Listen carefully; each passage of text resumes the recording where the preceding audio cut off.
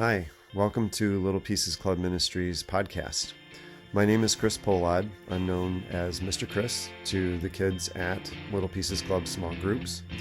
I am a Bible nerd, a child of divorce, and author, and I created Little Pieces Club Ministries around the idea that when our hearts break, God can still make works of art from the broken pieces. I run small groups for children and teens and consult with and support parents. I also give lectures and seminars on request. The content centers around the science of adversity, abuse, and neglect, or ACE science, and how biblical design patterns harmonize with it. We are non-doctrinal and base our teachings on biblical scholarship.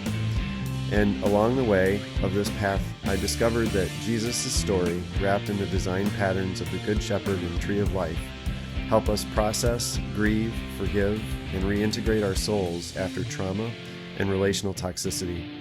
This helps us grow strong in solitude and community, and leading us and helps us love God, self, and others, which happen to be the most important blessings we can experience and give.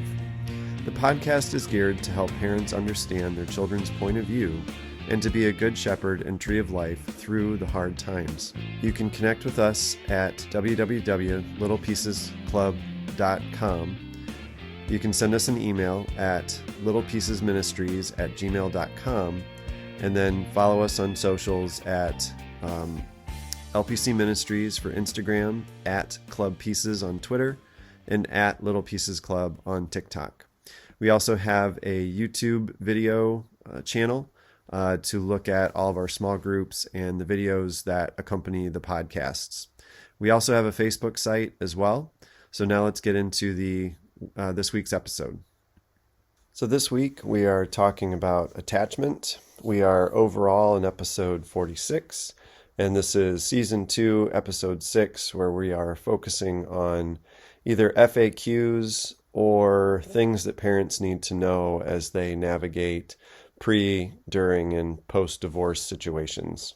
So what we're doing is we are talking about attachment theory, and Little Pieces Club Ministries is about empowering parents with wisdom and God's love to overcome adversity in the world.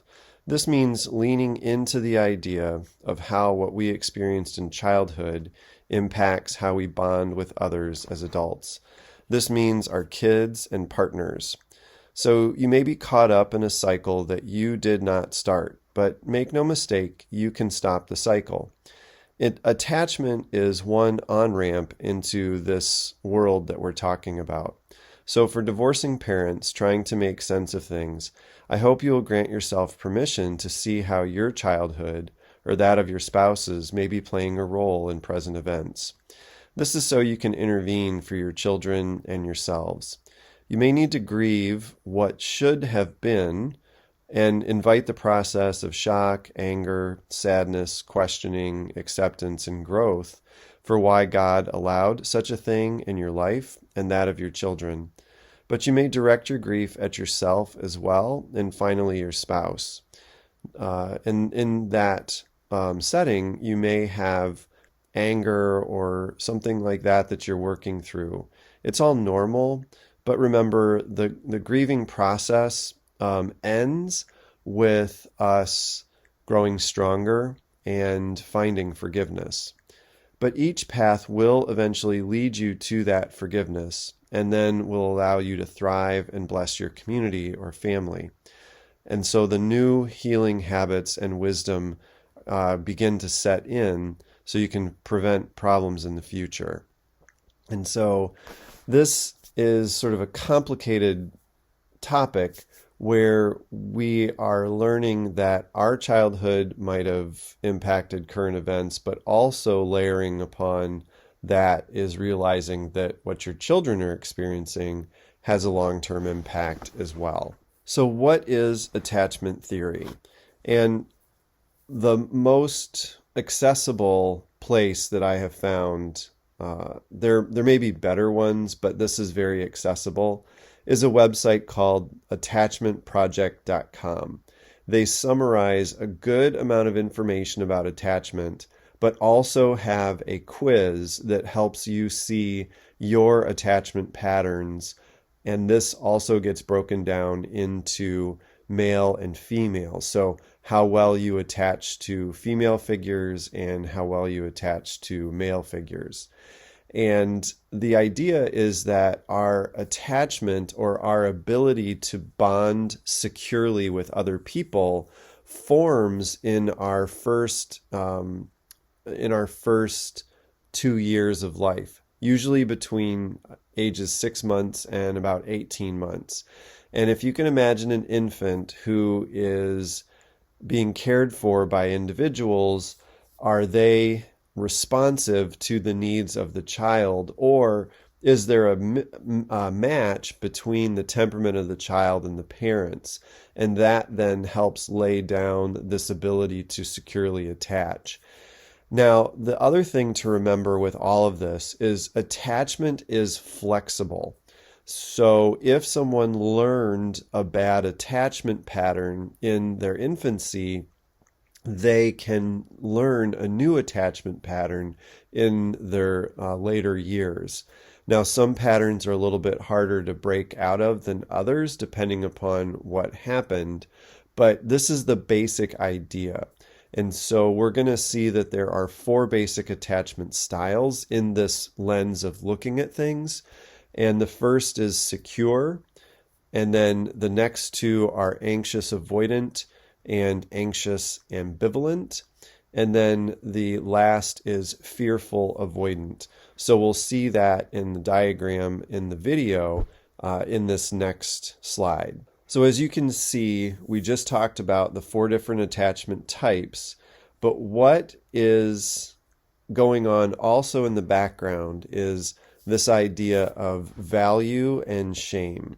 And so when we think about this, we have this sense when a child is not attended to, or perhaps they experience some type of neglect or abuse, is they're building this idea of their importance in the world.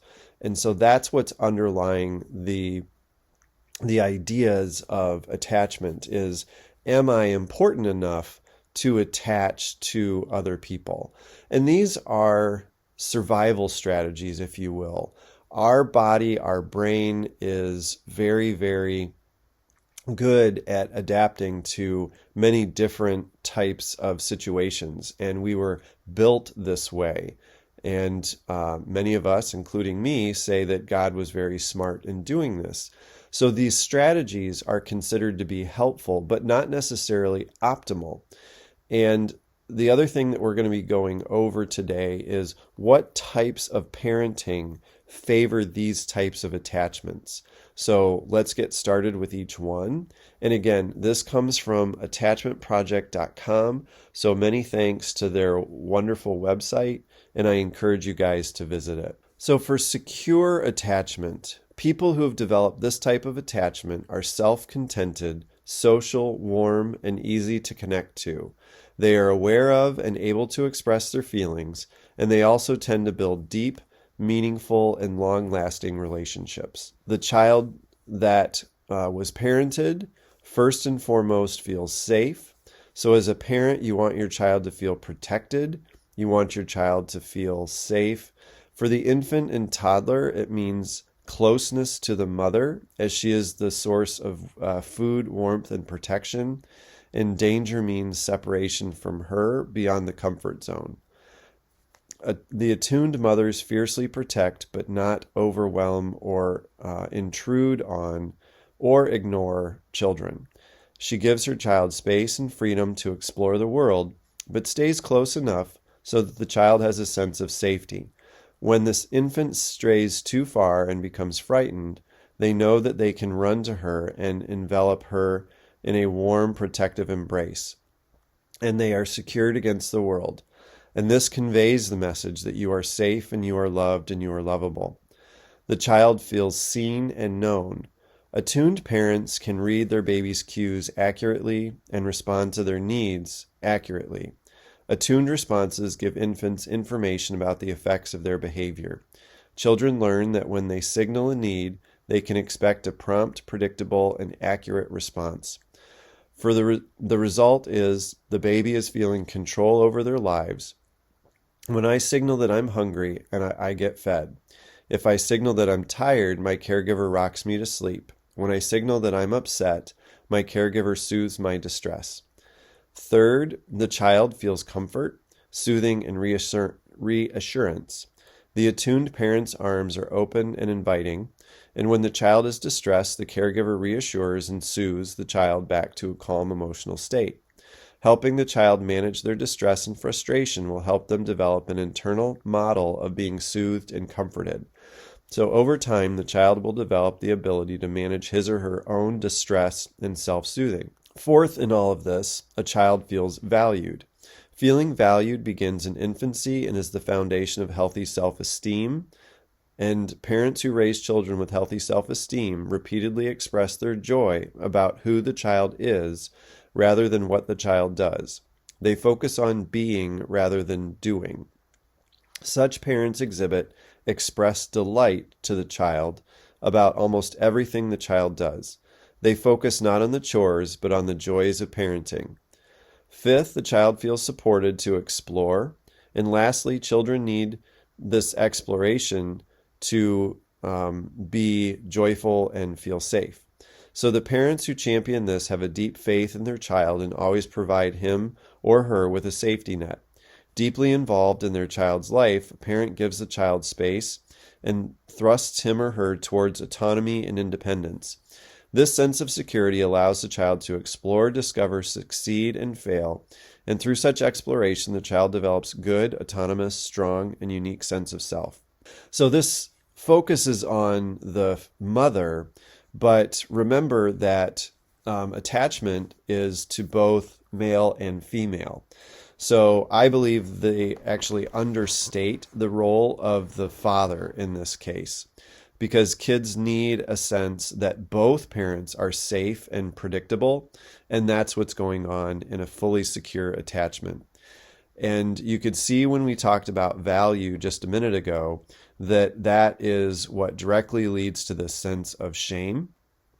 And the other thing is that the children who are very secure, which we'll talk about later, they may also not be quite wise. So if they make the assumption that every individual is someone that they can securely attach to, that may not ultimately be the wise thing. So we'll talk a little bit later about building from a baseline of a secure attachment, but also having a healthy skepticism for other people. So I think there is kind of a spectrum here that we need to keep in mind about that.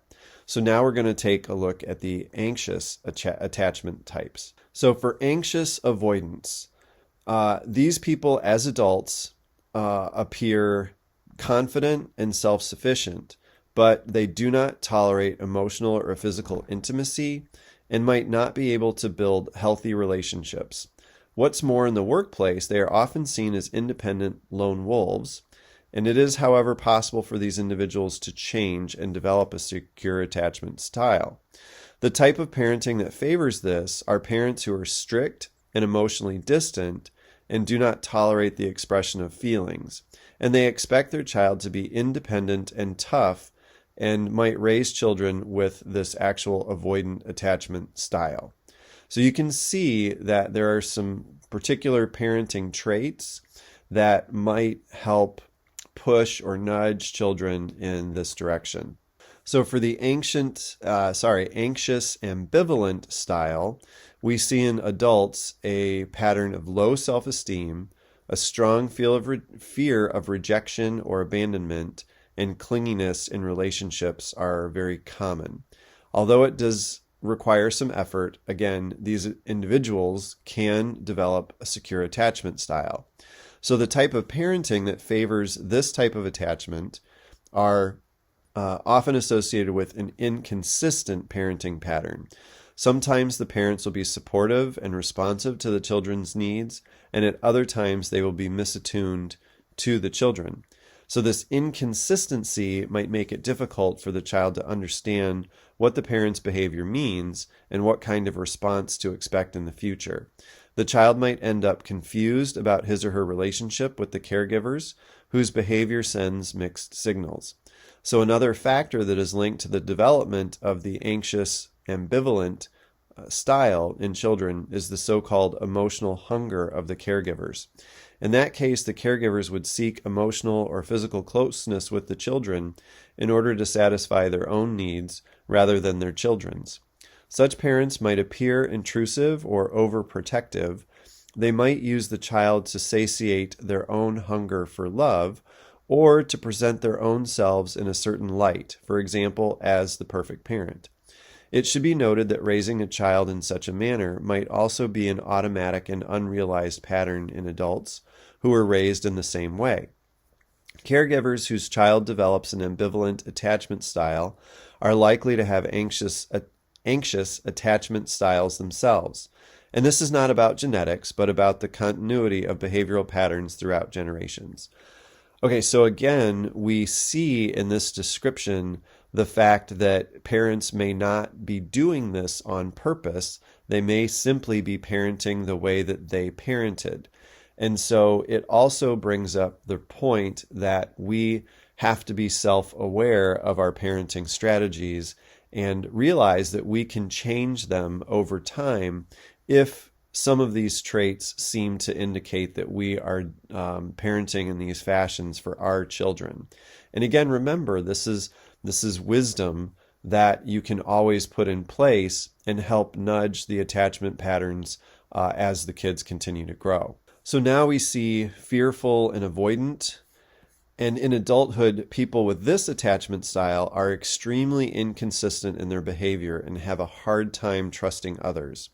Such individuals could also suffer from other mental health issues such as substance abuse, depression, borderline personality disorder, and this attachment style can be changed with help, but it is a little bit more challenging than, say, the other styles that we've gone through. So the type of parenting that favors these types of attachments tend to be very disorganized and is believed to be a consequence of childhood trauma or abuse. The perceived fear is the central aspect of its development. The survival of the infant or child depends on the caregivers, and the child knows subconsciously, so he or she seeks safety in the caregivers, and the problem arises when the source of the safety becomes the source of fear. If the caregivers show highly contrasting behavior, which is inconsistent and unpredictable, the child can start fearing for his or her own safety. And when the children don't know what to expect, they will have this fear. And another reason for fear is having or witnessing a traumatizing experience that involves the attachment figure. For instance, the caregiver abuses the child verbally, physically, or sexually, or the child witnesses the caregiver abuse someone else. Either way, the child no longer trusts the caregiver, and the child realizes they cannot rely on that caregiver to meet their physical or emotional needs. The caregiver who should be acting as a source of safety are not only unreliable, but they are also causing fear. Children with a disorganized attachment style are not able to truly adapt to the caregiver's behavior, as they never know what comes next. Such children lack coherence in their own behavior towards the caregivers. They might seek closeness, but at the same time reject the caregiver's proximity and distance themselves due to fear. Now, the other thing that I'm going to point out in the work that I've done in reading with dealing with PTSD and psychotherapy is that children will, in this situation, find a way to blame themselves as a coping mechanism. So if they can blame themselves for something that the adult did, that they can still have some form of security in that adult. So unfortunately, though, this allows that deep, deep shame to set in the fact that they must have done something wrong. Therefore, there is something wrong with them as to what happened with this abuse or neglect. So that is why this fearful and avoidant pattern is so important to identify and then help fix. So the next topic about attachment theory is realizing that this can set in both in male and female, with male or female caregivers. And so how you see yourself by gender and how you see the opposite gender is very much wound up in this idea of attachment theory. So why is this important? Well, when a child is going to grow into a family situation where for the bulk of individuals will be a male-female bond, this can disrupt things. So if a male child receives a ton of negative information about males in general, and that could be from a male attachment pattern or an abusive or neglectful adult, they will internalize several things about males and therefore have a very difficult way of being comfortable with who they are as their gender. Same thing from a female perspective. If they are not taught or shown good female role models, and that is females who embrace their femininity but also have power and influence, then they too will begin to mistrust their gender identity. And so also this is complicated with the idea of parental alienation syndrome, and that's something that's constantly running in the background of these podcasts, is that if one parent who is, say, the disgruntled parent in the divorce is constantly leaking or venting about the opposite parent, then again, for survival, the child will align their interest with the parent that is doing the venting, and whatever gender is being vented against, then that attachment pattern can and will change. So that fast forward into adulthood, let's say a girl was exposed to a mom who was venting about the father, they will have a distrustful attachment pattern perhaps to the male figure that they are either dating or ultimately decide to marry. So the gender piece here has to be very clearly teased out in the situation of the parental and the family as it's going through a divorce situation. And you have to pay very, very close attention to these things and see how well you can plan for them. And again, that's why Little Pieces Club Ministries does what it does. So, but what is an optimal attachment? And so if we go back to Proverbs, which is kind of a foundational wisdom book that we use in Little Pieces Club, they decide what is ultimately, or they present reality as either wise or foolish. So then we can layer on to this concept. So as we have said, attachment patterns are given to us from our parents. So this process is in some way random, but also ordained or allowed by God. So either way, science shows us that the attachment is flexible, which means it can be intentionally worked on once we get beyond our childhood, which may have all sorts of intricate dynamics that we've just scratched the surface of talking about today. And so these are beyond our control necessarily as children. But if you remember, in the Little Pieces Club approach, we have both the private and the public Christian journeys, and it honors the second phase of attachment formation. And that is that we have the power to choose and grow deeper roots, with or without God, of course, but within our frame of reference with God. And these roots help us flourish in relationships or community, whatever shape that takes. So we have hope. So, like I said, Proverbs gives us the language of wise and foolish attachment. So then what is wise attachment? So given the observation that the mate, that we are trying to find a mate in our early to mid-20s, one of the most important choices is figuring out the attachment pattern of our mate. And so this, our choosing should have a way to find people who are secure enough to safely attach to us. So let me oversimplify things. Let's say a child is very well protected and they have a secure attachment as they venture out into the world, but no one has taught them to watch out for people who might have a non-optimal attachment pattern. And then they connect to or form a relationship with someone with one of the other patterns. Well, even though they've had the secure attachment pattern, it doesn't necessarily mean that they've been at all wise about how they've connected with people. So this idea of choosing someone, if it's foremost in the thinking or at least on the front burner for many parents, and we can see that we are guiding them into this idea of choosing, we can help them kind of figure out the end in mind with respect to their attachment patterns. And remember, biblically, we are looking for an ezer kenegdo, and that is someone who challenges us to grow, and that we challenge them to grow, and that we become better together than we can become on our own. So with our attachment pattern in mind, looking for that type of individual who is safe, but yet challenging. And so the other thing is that we can expand our thinking beyond our own individual thought process. And many cultures rely on the opinions of friends and family as we are making a choice for a long-term mate. And so we get to be beyond our own intuition. And so this must then also be paired with the courage to act on our final decision.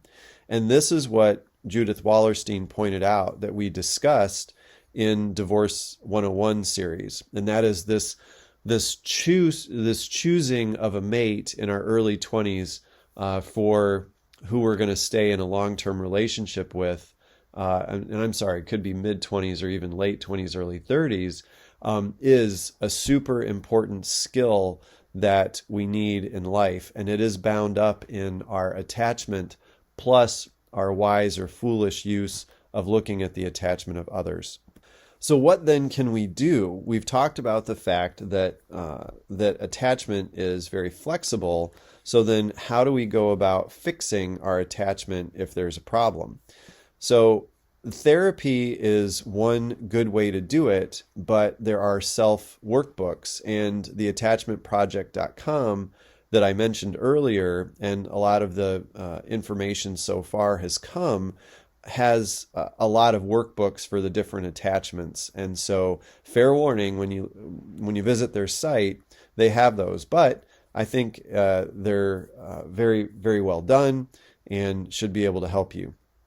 And so, but also with the Little Pieces Club approach, we help people see the attachment and adversity themes in the Bible that seem specially suited for this type of self and community work. So in essence, we are trying to present the Bible's portrait of God and humans as the best self-help guide to creating secure attachments and relationships. And indeed, there's another author that we're going to talk about just in a second, and that is Kurt Thompson. Has now a few books out, the first of which that I read is called The Anatomy of the Soul. And so we here at LPC believe in highlighting the amazing work of others and connecting you with their work. And Kurt Thompson and his podcasts and the Being Known groups that he has set up are a remarkable work that we really much value. And so what, among other things, what he really calls to the forefront is this idea that our attachment pattern that we learn as children is how we attach to God. And so he tries to use that in his therapy sessions with his clients. So the cornerstone of his work is helping people feel known and felt for the first time. And remember, in the anxious and then fearful attachments, the ability to predict and feel important to the caregiver is what's central to those patterns. And remember, we talked about the idea of value and shame is operating at a deep level here as well. So what this brings up for many people who then attached to God in this either anxious or fearful way is that we have this idea of this angry, vengeful God running in the background. But this is contrasted also with this idea of a good shepherd. So what aspect of God's character can we focus on? And so atheists love to take advantage when they talk about God of this misunderstanding of this vengeful God in the Old Testament. And so they then contrast it with this gentle shepherd in Jesus, and they use this inconsistency as a reason to not believe in the God of the Bible. And so the problem with this thinking, though, as Tim Mackey of the Bible Project often says, is that when you get to know the Bible, it just simply is not true. And so we're going to spend a little bit of time talking about this apparent mismatch in God's character. So for this idea of wrath is actually just wrong. And listed on the screen is Bible Project's video on what's called the slow to anger video, where they address this head on. So this vengeful God is actually a God who is patient, but must also balance justice. So the picture really is of a God who holds back the floodwaters as long as possible. And of course, that imagery goes back to the time of Noah. And so this is happening to give humans a chance to repent or turn from their path that they are on back to a path of loyalty with God. And again, we see shadowing of this from Adam and Eve, where Adam and Eve made a bad choice, and then God called out to them, giving them an opportunity to turn back and be loyal to God and basically repent of what they did. But because they didn't, God had to send them out of the garden. And that is exactly the idea that we're trying to say here, is that God's wrath is not vengeful, hot, fiery anger that we think of as humans and who might have experienced that in our upbringing with a very angry father or some other figure. So, when God ultimately must allow the justice, if he's seeing this violence against the image bearers, if it reaches a point of no return, then the chaos floodwaters must wash the land clean of the evil that has set in. And that is also in the background of a lot of the Israelites' campaigns against the people of the land, is that they had become so far adrift of God's plan for them that he used the Israelites to take care of them. So if this sets in, then we also see God lament often. So we see this this very patient, slow to anger father figure, but who eventually must take responsibility for the justice, but then he laments. And we see this path and the feelings associated with it in Jesus as he reaches Calvary. And we see his anger come out in the temple. We see sadness when he is tearful, when he looks back over Jerusalem. We see the bargaining in Gethsemane, where he asks for God to take the cup from him. But we see finally his loyalty in the completed work. And it not only redeems us personally, which a lot of church teaching focuses on, but paradoxically, what God is also doing is divorcing his first child, his firstborn son of Israel.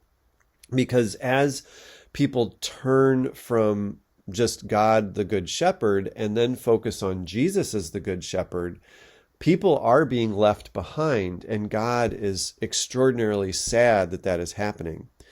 And so this aspect of the story convinces us of the Father's true character, which is a great model for us to both follow and attach ourselves to.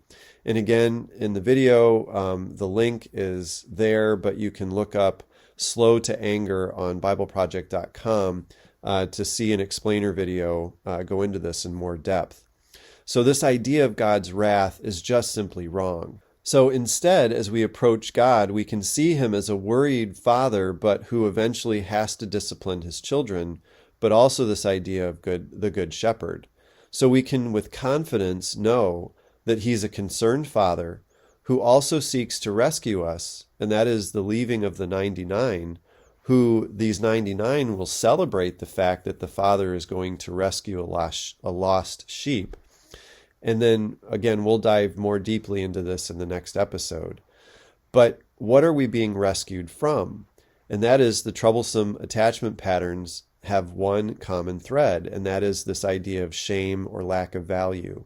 And so when we get the sense that we are not valued, or worse, we are the problem, that causes so much fear and avoidance of relationship that is what one thing that Jesus is trying to bring us back towards. So again, running in the background of Little Pieces Club is this idea of our journey in solitude. So that's our private Christian journey, and our journey in community, or our public Christian journey. And at the center of this is grieving and forgiving the things that happened to us in our childhood, which help us overcome this shame or lack of value that we might have experienced, or most of us experience in some way, shape, or form. And we overcome this with wisdom and love that helps us grieve and ultimately forgive. So we grieve the imperfections of our childhood, and that is the shame and the lack of wisdom. And we realize that we can choose to hear the voice of the Good Shepherd, who is looking for us, like in the garden, who will then lead us from the front, and that is not hitting us or whipping us from the back, but lead us from the front, so that we can choose to follow. And we're being led back to the path of the loving Father, and which will help us learn how to love God, neighbor, and self. So again, that's what's happening in this whole journey. And another way to look at it is that our journey, our life journey, the metaphor that's very strongly listed in the Bible is that we are starting as a lost sheep, but then called by the Good Shepherd, and we choose to follow that Good Shepherd, becoming good shepherds ourselves, and then becoming trees of life that bring healing to the nations and other people. So this metaphor imagery is just tremendously rich and deep, and we just hope that you can connect with that through the various teachings that we do. So the vision of optimal attachment is what we've presented so far as the greatest blessings slide.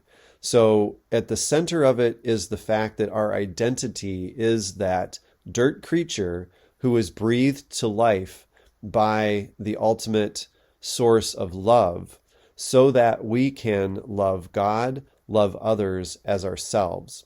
And that includes the created world, taking care of it so it doesn't turn on us. And we do that again with patient and kind love, hopeful waiting. Sometimes we must grieve. We must find forgiveness. We win-win submit to God's will, ours and others. And we seek to make right relationships happen with other people. We are attuned to ideas of justice and wisdom. And that means that we are wise in who we pick to be our intimate partners. So we take perhaps a secure attachment or even some anxious attachments, but we learn and grow into this vision of optimal attachment and service to the world. So we next move into what can we do again, a practical suggestion. So for any parents who are listening to this, I do always encourage anyone to pick up a journal. And so as I've mentioned earlier, go to attachmentproject.com and take the attachment test. It's free, but remember, fair warning, they may try to sell you workbooks. And if they did, they're excellent, so don't worry about it.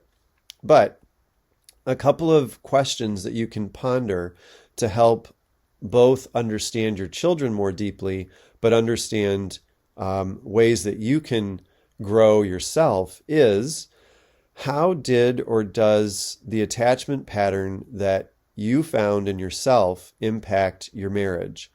And then what attachment patterns will your children be exposed to based on the information that you've gotten here and also perhaps read about in terms of your parenting strategies for the kids. So how do you intentionally optimize attachment patterns for your children moving forward?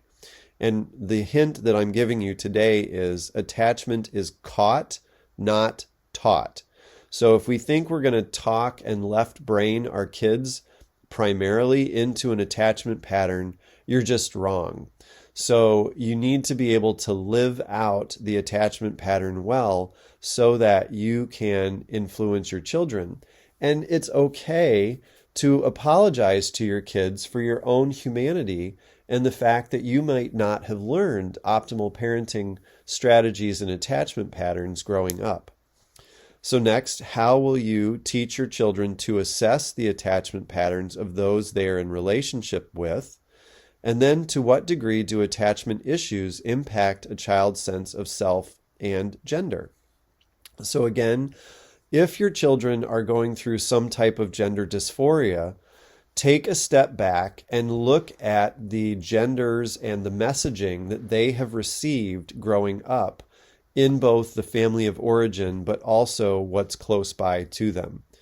So that kind of brings to an end the information part of today. And so we're going to focus again, we're going to come out of this in our Lectio Divina process. So this week's passage for Lectio Divina is John 21, verse 15, and I grabbed it from the NLT today. And I don't always do this, but I think talking through the context of this statement is extraordinarily important for this lesson in particular. And so, again, we use Lectio as a way that we can attach to Scripture. And this is described by Ruth Haley Barton as a dance with God. So, if you remember, Peter denied he knew Jesus. And if we think back this story a little bit further, Jesus even predicted this when Peter was in a moment of overconfidence. There's no way I could ever deny that I know you, Lord, was a really good and expedient thing to say in the moment. But then when he was forced to confront other people, or other people confronted him, he denied that he knew Jesus in that public setting. So this is what's happening. So one of Jesus's closest disciples failed Jesus on his night of his betrayal. And so then Peter wept bitterly in the realization of how terrified he'd been and did not have confidence in his faith when he denied Jesus's relationship to him. So after Jesus's resurrection, he meets up with Peter and calls him to the shore, and then has a meal with him, and then gives him the opportunity to say that he loves Jesus 3 times. And then the other subtle thing that's happening in this passage is Jesus is then asking him to feed his sheep. So this ultimate failure that Peter had, Jesus is asking him to become a good shepherd of the sheep. So if we then think about this idea of shame, Peter knew very well that he should feel shame for what he did. But what's super important is to see that Jesus's response did take into account where Peter was, but gave him an opportunity point by point to profess his love for Jesus 3 times, making up for this failure that Peter had, but also putting him in charge of the flock. So bound up in this conquering of fear with Jesus, and conquering of shame with Jesus, is at the core of our journey, as we said, going from lost sheep to good shepherds ourselves, and then becoming trees of life. So thank you for hanging in with that bit of context. But now we're going to engage with this Lectio verse. So I'll read it the first time through, and just stay aware and alert to a word or phrase that really calls your attention. So after breakfast, Jesus asked Simon Peter, "Simon, son of John, do you love me more than these?" "Yes, Lord," Peter replied. "You know I love you." "Then feed my lambs," Jesus told him. So we're going to focus on "then feed my lambs" because it is this pivot point from being a lost sheep to becoming a good shepherd. So we're going to reflect on that. So in our own selves, how does this impact us? Does it cause a sense of fear, like we're not ready? Does it cause a sense of overcoming shame that Jesus would look at us the same way? Or does it help us connect with a feeling of responsibility and right relationship to our children and other people we are in relationship with? So I'm going to ask again, or I'm going to read it again.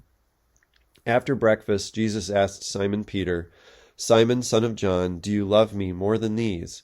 "Yes, Lord," Peter replied. "You know that I love you." "Then feed my lambs," Jesus told him. So when we respond to this, are we responding to a gift? How are we going to respond? And for me personally, I'm going to continue to take good, deep responsibility and see this as my walk with Jesus in the garden of helping find lost sheep and helping them hear Jesus' voice so that they can become good shepherds themselves. So after breakfast, Jesus asked Simon Peter, "Simon, son of John, do you love me more than these?" "Yes, Lord," Peter replied. "You know that I love you." "Then feed my lambs," Jesus told him. So in the rest phase of Lectio, again, and we can full on look at the sheep imagery. Jesus has led us to a green pasture, allowed us to feed on his word, and now we can rest and lay down in that green grass and perhaps put our head on the lap of the Good Shepherd. So after breakfast, Jesus asked Simon Peter, "Simon, son of John, do you love me more than these?" "Yes, Lord," Peter replied. "You know I love you." "Then feed my lambs," Jesus told him. So with that, we will go into today's closing prayer. So dear Heavenly Father, despite our chaos, Lord, we know you are in control. We can see the wisdom in the metaphor of lost sheep becoming good shepherds and trees of life. But while the lost sheep are alone at night, under a rock, not sure if anyone will come, after our childhoods, especially those of us who have had insecure attachments, we long for certainty and a sense of being known. Abba, we need this sense as a foundation to teach our children. Hurry, Lord, and instill in us this sense of love and protection and confidence that you guide our every step, that you lead us back to the waiting 99 so that we can become a wise, good shepherd who can lead other lost sheep to your voice and love, so that we and they can attach to you and bring your greatest blessings to this earth. Although difficult for many, Abba, we choose to open our hearts to all of this. We cannot fathom how we have value, but know miraculously that you somehow find us worthy of your love and want to work alongside us in this garden you have created. Fill us with hope and curiosity so that we can see our past, not through a lens of shame, but our own learning, so that we can turn to face you now, Abba. Show us the next step in your time, not ours. We will patiently await your voice and your leading. In your name we pray, amen. We are Little Pieces Club Ministries. Thank you for spending time with us. Next time we will look deeply at the Good Shepherd.